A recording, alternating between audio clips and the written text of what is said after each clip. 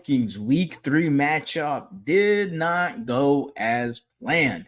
And as I'm saying this, Laremy Tunsil just had another pre-snap penalty. What is going on, everybody? Welcome back to a brand new episode of The Lead. Your host, as always, Harley Dugan. Had a lot of fun today creating memes for the Houston Texans against the Houston Texans, just because Laremy Tunsil, like I said, probably 2 pre-snap penalties as I'm doing this video right now. It just continues to go because the faucet is running. And ladies and gentlemen, we do not know how to stop that water running. And that water is Laremy Tunsil. It was that kind of a day for the Houston Texans. It was not pretty. Offensively, defensively, very much an F today all around for the Houston Texans.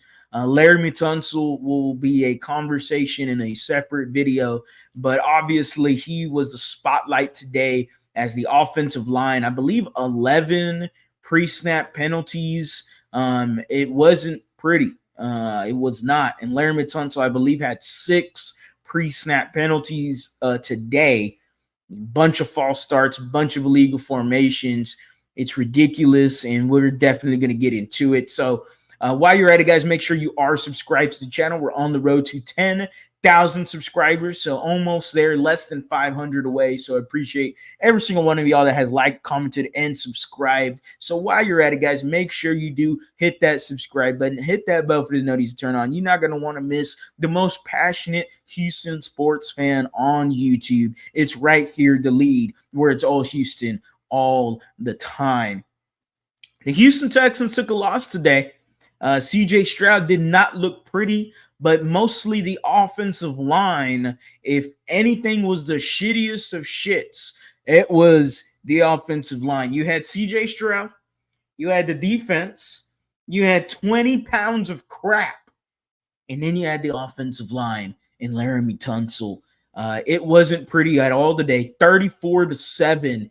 The Vikings defense was dominating today. They had the stigma of being one of the best defenses in the NFL, and they showed out today. My goodness, they were everywhere. They were giving the offensive line trouble. They were giving CJ Stroud trouble. They kept them off platform. They kept them uncomfortable. And then it don't help when the offensive line isn't blocking well either. It was ugly today, pretty much. And like I said, the highlight of today is Laremy Tunsil, number 78, who should have maybe 4 pre-snap penalties as I'm still talking here. And like I said, 6 today. Laremy Tunsil has to have a conversation. We got to have a conversation as fans is whether or not we overrate Laremy Tunsil, somebody that considers himself an all-pro, somebody that considers himself one of the best left tackles in the game. Nobody in the NFL considers him the best left tackle in the game. Nobody considers him an all-pro because he would be voted all-pro. Laremy Tunsil is not one of the best left tackles in the game, and Laremy Tunsil needs to play better. Quite put simply, he needs to play better.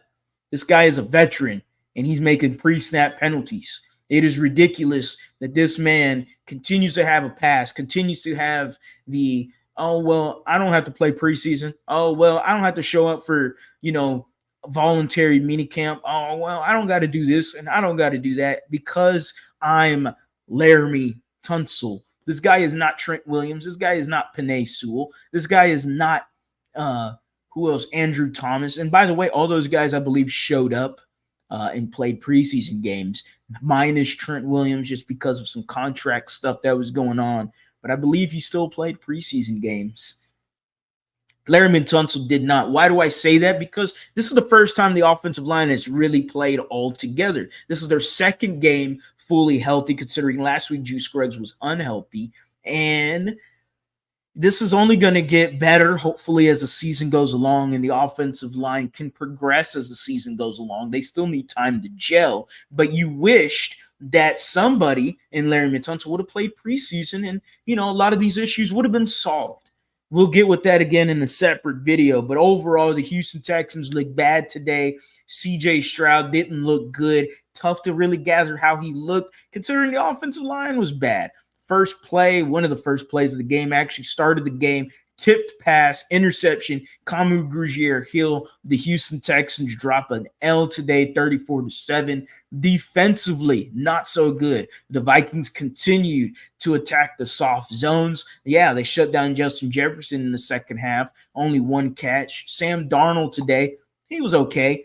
He had 4 touchdowns, but overall, nothing that impressed me. I think the defense for the Vikings is going to carry them far, and offensively, they get enough done. They take advantage of the opportunities, and that's exactly what they did today. They took advantage of constant opportunities that their defense handed them, as well as the Houston Texans. The Vikings, as much as they beat you, the Houston Texans let them beat themselves as well, continued to shot themselves in the foot. Offensive drives were killed by the offensive line. You could never get anything going, and it felt like the Houston Texans just never woke up to play this game. Again, 34-7, Vikings dominate you. Texans got to bounce back next week. They're coming back home to play the Jacksonville Jaguars. Last year, the Jaguars beat you at home. Like to get some redemption from last year. Go ahead and put out your frustrations on Trevor Lawrence and the Jacksonville Jaguars next week. As always, guys, go Astros, go Rockets, go Texans. You have a blessed day.